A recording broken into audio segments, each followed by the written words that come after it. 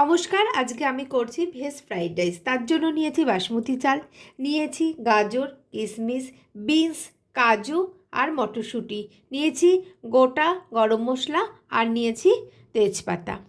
আমি একটি পাত্রে জল গরম বসিয়ে দিয়েছি, তার মধ্যে আমি গোটা গরম মশলা দিয়ে দিচ্ছি,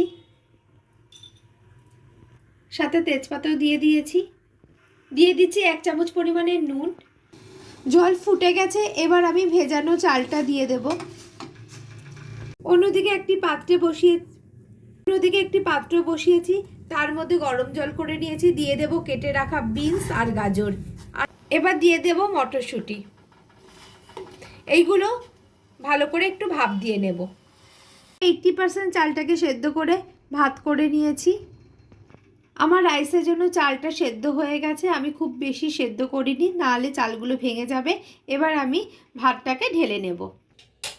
বিনস গাজর মটরশুঁটি সেদ্ধ করে জল ফেলে নিয়েছি। এবার আমি কড়াই বসিয়ে দিয়েছি খুব সামান্য পরিমাণে সাদা তেল, আর দিচ্ছি ঘি। দুটো একসাথে মিক্সড করে আমি ভাজবো।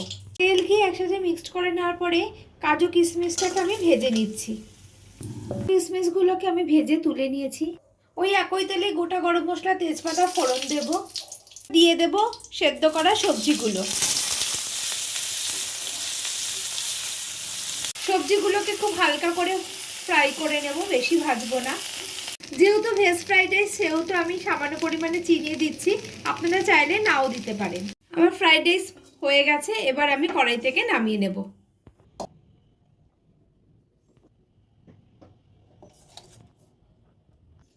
ফ্রাইড রাইসটা হয়ে গেছে, কড়াই থেকে নামিয়ে নিয়েছি। অনেক সহজ পদ্ধতিতে কম সময়ে আমি এটা তৈরি করে নিয়েছি। বাড়িতে অবশ্যই ট্রাই করবেন, আশা করি সবার খুব ভালো লাগবে। যদি ভালো লাগে সাবস্ক্রাইব করে আমার পাশে থাকবেন। নমস্কার।